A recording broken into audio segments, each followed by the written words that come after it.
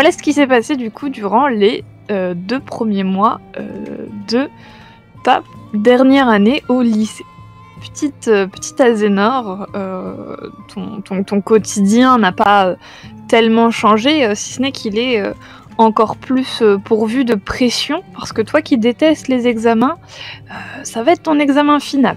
Voilà, ça va déterminer si oui ou non tu seras pris dans telle ou telle université. D'ailleurs, forcément, comme toute personne à cet âge aux États-Unis, on te casse les couilles pour les candidatures, les envois de lettres, etc. Et pour choisir justement dans quelle fac tu veux aller.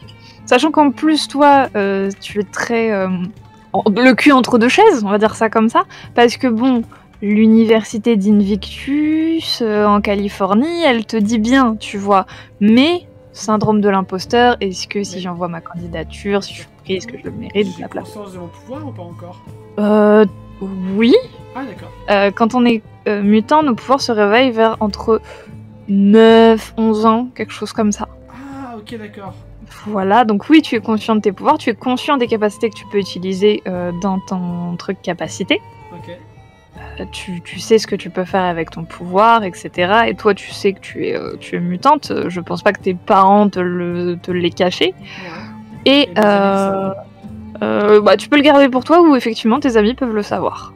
Sachant qu'effectivement, l'utilisation des pouvoirs dans l'enceinte de l'école est censée être interdit. Censé. Mais tu t'es déjà arrivé de voir certains camarades faire des conneries avec leurs pouvoirs et puis pas se faire pécho, ou il y en a qui se font choper et puis qui vont en hors de colle et voilà. Voir plus loin. Un peu invisible. Oui, c'est ça. Mais de toute façon, il y a toujours des précautions ou des choses comme ça. Enfin voilà. Donc oui, la pression de l'examen, la pression du choix de l'université, tout ça qui vont un peu peser sur les épaules de cette petite Azénore. En plus de ça, chez elle, elle n'est pas non plus tranquille puisque ses parents, assez dans le protestantisme, voilà, un quotidien pas très facile. On n'est pas non plus dans l'insupportable ou quoi que ce soit, mais tu n'es ni tranquille chez toi, ni trop tranquille en ce moment, en tout cas pour les premiers mois là, à l'école. Le seul moment où en fait tu peux souffler, c'est durant ton club de D&D avec tes potes ou ton club de lecture. Enfin voilà, c'est les moments où en après-midi tu profites bien de rester avec eux jusqu'au dernier moment avant de rentrer chez toi. Et pareil pour l'aïkido, d'autant plus que l'aïkido ça te défoule, ça fait quelques années que t'en fais je pense, et voilà, t'as pris tes marques, tes habitudes, le dojo, voilà, tu connais.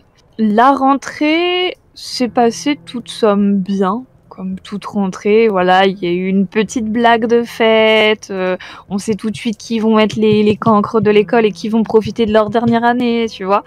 Mais grosso merdo, ça s'est plutôt bien passé. Le premier mois, t'as été tranquille. C'est à partir du deuxième, donc à partir de... Attends, ils rentrent en octobre, eux.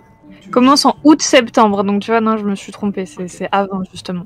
Donc, fin août, début septembre, t'es plutôt tranquille. C'est fin septembre, début octobre que tu commences à sentir la pression de la dernière année, qu'on commence à vous parler des examens, des choix, etc. Tout ça, voilà. À chaque fois qu'on en parle, ça te fait une petite pression. On m'a dit, oh non, tu fuis peut-être même les conversations. Ouais. Bien sûr, tu sais, comme tous tes camarades, qu'il y a à votre disposition une assistante scolaire qui est normalement utile, mais je pense que la voir aussi pourrait t'angoisser, mais en tout cas, sache qu'elle est là. Donc, fin d'année, tout court, ça commence à aller. On est au mois de novembre, début novembre. La pression grandit. Peut-être que tes notes ont été impactées, hein, les premières notes des premiers mois. Clairement, c'est catastrophique. Tu te fais un peu réprimander forcément du coup par tes profs qui sûrement te disent qu'ils étaient habitués à mieux, voilà, etc. Enfin voilà, le classique remontage de bretelles de certains professeurs. Tout à fait. On t'aura peut-être même forcé à ce moment-là d'aller voir la conseillère scolaire. Ouais. Genre voilà, genre va la voir. Est-ce que tu aurais été ou tu auras tout fait pour ne pas y aller? Je pense qu'Azénor, il serait allé une fois, et après, elle aurait juste en mode ah, ça sert pas à grand chose, quoi. Bah, sachant que ce qu'elle aura fait, tout simplement, c'est justement te présenter, en fait, des choses qui te stressent encore plus, te présenter, en fait, plusieurs petits dépliants d'université, selon, visiblement, tes notes et ce que toi tu préfères, etc. Et elle t'aura aussi passé un petit flyer pour de l'aide à domicile pour remonter tes notes, et elle t'aura conseillé d'essayer de te remettre en selle. Elle aura essayé de te rassurer, mais c'est pas... Ça rassure pas Azénor, quoi. C'est pas la bonne méthode. C'est clairement pas la bonne méthode. Je vais le dépliant pour les cours à la maison, mais j'avoue que les dépliants pour les autres universités, je vais être là en mode laquelle, panique. Non mais tu sais, elle te les donne en mode lis ça tranquille chez toi, tu vois, genre... C'est ça, tu sais, j'imagine tellement, genre tu les jettes, après maintenant je veux pas. Ouais, non, c'est ça. Tu brûles la poubelle, non. Oui, c'est ça. Aucune preuve. Non mais oui, il n'y a pas de souci. Nous sommes dès lors, du coup, à la 2e semaine de novembre. C'est une première cette année. Normalement, en décembre, juste avant les vacances de Noël, le dernier vendredi avant justement ce début de vacances, il est censé y avoir ce qu'on appelle le bal d'été. Le bal d'hiver, pardon, justement. Mais cette année, l'organisme, le directeur, tout ça, ont décidé de changer un petit peu les mœurs en se disant que bon, un bal, c'est un peu vieux jeu, gna gna gna, tout ça. Et ont décidé tout simplement d'organiser à la place une espèce de journée... Oh mince, comment on appelle ça? Journée jeu de rôle, ouais. Non, mais une journée, c'est pas une kermesse, parce que kermesse, ça fait très enfantin, tu vois ce que je veux dire. Mais genre, les clubs auront un espèce de stand pour justement, tu vois, genre les derniers retardataires qui n'ont pas encore de club s'inscrire. Il y aura des événements sportifs. Une grosse fête de Oui, voilà, il y aura tout un pôle justement avec des gens qui viendront vous parler des universités, tout ça, et plein d'activités, plein de choses, et ça durera du coup toute l'après-midi du vendredi. Et effectivement, à la fin, parce que les gens ont quand même protesté en mode on veut notre bal, un petit bal dansant, voilà, parce que vous avez insisté. Ouais. Parce que ou plutôt les gens ont insisté. Parce que les footeux et les basketteux ont insisté. Oui, c'est ça, voilà, c'est ça, c'est la meuf qui voulait devenir reine du bal en mode oh, oui, s'il vous plaît. C'est ça. Et ma gloire, elle est où ma gloire éternelle? C'est ça, ma couronne. donc voilà. Toi, qui pensait, parce que forcément tous les clubs ont un stand. Donc ton club, vous avez dû choisir parce que malgré le fait que vous avez un peu soudoyé un petit peu machin, le fait que la présidente du club D&D est pas la même que la présidente du club lecture, les organismes du lycée savent que vous êtes les mêmes personnes, donc vous aurez le droit à un stand. Je pense que vous aurez choisi D&D. On va dire que la présidente du club D&D c'est Jeanne, et celle du club de lecture, en vrai ça peut être moi en vrai. Ouais. Vu que mon but c'est d'avoir des directrices de bibliothèque. Ouais, ils sont sûrement collés en mode justement tu serais la mieux placée pour... Ouais, c'est ça. Mais je pense que je pense qu'on a fait des bonnes affiches jeux de rôle. Bah justement, ton club de D&D, enfin ça commence un peu à en parler, il y a eu l'annonce, les gens sont un peu contents, justement les filles elles sont en mi-figue mi-raisin, tu vois, il y en a une ou deux qui sont en mode mais c'est trop bien, genre on va partager nos trucs et tout, et t'en as d'autres genre non mais on va se faire foutre de notre gueule et tout machin, par les sportifs, tu vois, genre il y a forcément une pessimiste dans le lot et d'autres enthousiastes. et vous commencez à préparer des choses, etc. Mais sous les coups du lendemain ou 2-3 jours après, grand max, il y a eu justement les clubs et les gens qui participent aux organisations, genre le montage du stand, la décoration du stand, etc. Tu as été choisi, sûrement à cause de tes notes, pour monter avec d'autres élèves un pôle qui accueillera du coup des membres de l'université d'Invictus. Oh. Donc le plus gros endroit, vu que c'est pas un club ou quoi que ce soit des élèves un peu piochés, tout ça, et voilà, au hasard, saupoudré de scénarium,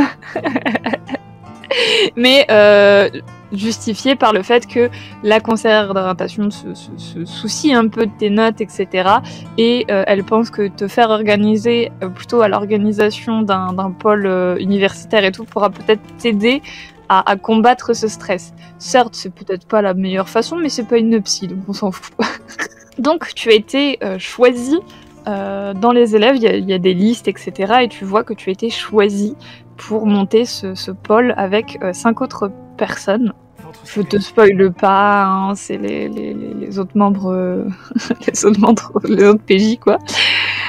Donc tu vois des noms que tu connais pas forcément. Après, ceux que tu es plutôt susceptible de connaître. Ouais, j'ai dû les voir une fois, une année, à travers le self. Ouais, attends, je regarde juste vite fait, parce que s'il y a un sportif, un truc comme ça. Ouais, il y a peut-être juste Mickaël qui a un style assez particulier et qui est assez voyant, et vu qu'il est assez grand et que tu vois, lui, tu le reconnais plutôt bien à sa tête. Il y a une autre fille aussi, peut-être une asiatique que t'es plus susceptible de reconnaître. Les deux autres, non, ils sont trop banals, trop discrets pour que tu t'en rappelles, même si tu dis leur nom. Mais là, Mickaël, peut-être que tu dis, ah, c'est peut-être lui. Et la petite asiatique, Sora Shizuka, qui a des cheveux d'une couleur rouge vif, presque qui tire un peu vers le rose. Et pareil, elle est assez reconnaissable, puisque elle fait du... Merde, avec le sabre, là. Ouais, en plus, du coup, si c'est une asiatique qui a les cheveux roses, je peux totalement genre me l'avoir gravée dans la tête, parce que j'ai l'une de mes potes, Soso, qui est asiatique, et Luna qui a les cheveux roses. C'est ça. C'est plus rouge, hein. C'est plus un rouge pétant, mais qui tire un peu vers le rose, effectivement. Juste reconnaissable peut-être à ses cheveux. Ouais. D'ailleurs, Aina Bomik, l'une de mes potes, fait aussi de l'aïkido avec moi. Ok. Mais non, mais c'est ton personnage qui se trimballe avec un sabre en bois. Bah oui, c'est toi. Wow. Je sais pas pourquoi j'ai pensé asiatique. Non, je me trimballe pas avec le Tanto, le Bokan et le Joe. Hein, c'est juste que je sais les maîtriser, mais je me balade pas avec, évidemment. Ah, parce que j'allais dire les jours où, par exemple, genre, si tu fais le mercredi, il est possible que tout le mercredi, sur toi, tu aies ton... Ça, par contre. Tu l'es, pas tous les jours non plus, Non, mais il me semble bien que quelqu'un était susceptible de porter quelque chose d'aussi remarquable que ça dans le lycée, au moins une fois par jour, quoi. Une fois par jour, une fois par semaine. Donc, mais il est possible que genre t'arrives avec et tu le déposes genre à l'accueil, un truc comme ça, ou dans le casier. Si le casier est assez grand. On va dire que le casier est assez grand. Ça dépend, il y en a, ils sont vraiment tout petits. Mais on va dire qu'ils sont assez grands, tu le déposes dans le casier, mais voilà, les gens t'ont déjà vu avec ça, ce sera un signe distinctif pour que eux te reconnaissent. Ça. Mais ouais, sinon les autres, tu lis les noms, je peux te les donner, c'est Olivia Austin et Jordan Blake. Tu inconnu aux batailles. Donc, ta réaction face à cette découverte, tu es devant l'affiche, tu vois que tu n'es pas dans le pôle D&D, mais dans le pôle Invictus. Déjà, j'ai l'air un peu embêté déjà. J'avoue, ça me fait un peu chier d'être séparé de mes copines. Je soupire, je fulmine un petit peu. Et je sais qui a fait cette liste ou pas? Le directeur ou la sous-directrice. Ok. Et ben... Ouais, non, elle va pas aller râler auprès de la sous-directrice. Non, mais au référent... genre, je sais, c'est pas CPE, mais... Non, c'est pas son genre de râler quand même. Il va Ok. quand même envoyer sur le groupe de Messenger de son groupe d'amis. Oh, fait chier, j'ai une mauvaise nouvelle. Elle serait sûrement. Il y en a peut-être une ou deux qui seraient peut-être avec toi aussi. Hein, donc, mais pour les autres, ouais, les prévenir. Elles sont en mode qu'est-ce qui se passe et tout, machin. Ouais, on va dire que Luna et Aina ils sont avec moi et ouais, du coup, je préviens que j'ai été réquisitionné pour Sur une autre. babysitter les nouvelles. C'est ça, pour babysitter une autre confrérie. Je vous imagine tellement parler comme ça. Un peu, je sais pas si t'as vu Stranger Things. Oui, bah non mais totalement. C'est totalement l'idée que j'ai, donc parfait. J'imagine tellement Luna qui pleure. Ah, vous pouvez pas nous enlever notre paladin. Qu'est-ce C'est que ça. tu te racontes? Notre paladin. Il est à niveau 12, vous vous rendez pas compte, il est à niveau 12. Comment on va faire pour affronter les orques? Tu sais, elle pointe le groupe des basketteurs, tu sais. C'est ça. Enfin voilà, un petit drama comme ça. Ah, oui. J'envoie à Shaira, tu veux pas prendre ma place? Je sais qu'il y a ton mec pas loin, au stand d'à côté. Ça pourrait te faire plaisir. Bah, en plus, ça aurait pu, mais de la façon, enfin, il y a tout un endroit où du coup il y aura les trucs de club et généralement ce sera dans des salles, etc. Ouais. Et pareil, les sportifs ce sera à l'extérieur, alors que le pôle Invictus ce sera genre dans l'entrée, du Bah oui, truc, pour tu les vois. nouveaux, En fait, ça va être un truc étalé sur tout le lycée, enfin sur tout un bâtiment du lycée. Je sais déjà qui sera là pour l'Invictus, à part les personnes qui sont sur l'affiche. Bah, je t'ai dit, il y a 5 autres noms avec toi et je te les ai donnés. Oui, mais pardon. Tu veux les noter? Ma vraie question, c'est Ah, pardon. quel est notre but? Ah, votre but. Ok, d'accord, votre but. J'avais pas compris ça comme ça. Votre but, en fait, ce sera tout simplement de vous occuper en fait du montage du stand, parce que c'est à l'entrée, donc il y aura genre des tables à mettre, etc. De la déco, de l'affichage, etc. Enfin, bon, ça, généralement, ça va être le groupe des arts qui vont s'occuper des flyers, des machins pour chaque petit groupe, tu vois. Sauf, genre par exemple, les petits clubs genre D&D, vous faites vos propres affiches et vous vous démerdez. Mais là, va falloir essayer de faire une déco Invictus, tu vois. Va falloir vous tracasser pour faire un espace. On est sur du 5 mètres, 5 mètres, 8 mètres en fait à combler. Donc avec une grande table. Va falloir trouver, tu sais, les silhouettes en carton de grands héros, des trucs comme ça. Genre, voilà, il va falloir faire un truc aux couleurs d'Invictus, quelque chose d'assez... Oh là là, oh la tannée. Oh là là. Les joueurs comme le personnage, ils sont là en mode ah non. Ah ouais, c'est ça. Ah bah c'est la tâche ingrate. Hein. C'est ça. C'est même pas un truc. Le faire pour genre son club, oui. Oui. Le faire pour Invictus, si t'as pas envie, si t'es pas fan d'Invictus. Oh, il y en a un, il va kiffer là. Je sais plus. Je crois que c'est Sora qui est fan J'aime bien d'Invictus. Invictus, hein, mais bon. Voilà. Elle est cool, Peut-être Luchador. y avoir Missy qui va revenir, ou Luchador, je sais pas, il y a peut-être, tu vois... En tout cas, par contre, sache-le, il commence à y avoir des rumeurs sur le fait qu'effectivement, il est possible qu'il y ait un invité un peu particulier qui vienne d'Invictus. Parce que, et c'est vrai que j'ai oublié de te le dire au début, vous êtes à Kansas City. Il faut savoir qu'il y a 3 ans, 3 ans maintenant, une équipe de super-héros s'est montée à Los Angeles. On a construit une tour Invictus, elle s'est ouverte, etc. Et il y a eu du coup une équipe, ce qu'on appelle les équipes principales, donc de 8 héros qui s'occupent de tout le secteur. Mais quand je te dis tout le secteur, c'est genre du coup toute la côte ouest. Et ces 8 personnes, il y a à peu près 1 an et demi, on fait parler d'elles parce que elles étaient devenues ennemies publiques numéro 1, donc elles sont passées de héros à vilains en un rien de temps. Mais on a appris que c'était un coup monté et que il s'est passé un peu des entourloupes. Il y a eu des gens de chez Invictus qui ont été arrêtés, etc. T'es pas trop renseigné sur ça, c'est pas trop ton délire chez les grandes entreprises, on s'en fout un peu, tu vois, mais il y a eu des magouilles au niveau de l'ancien patron. il a été arrêté, il a été remplacé, et cette équipe-là, du coup, a été réhonorée, on va dire ça comme ça, parce qu'il a été déshonoré en mode c'est des méchants, ça. Donc réintégré et tout. Ils sont plus une équipe d'Invictus, ils font chacun leur bail, sachant qu'il y en a qui sont présumés morts, d'autres qui sont présumés à la retraite.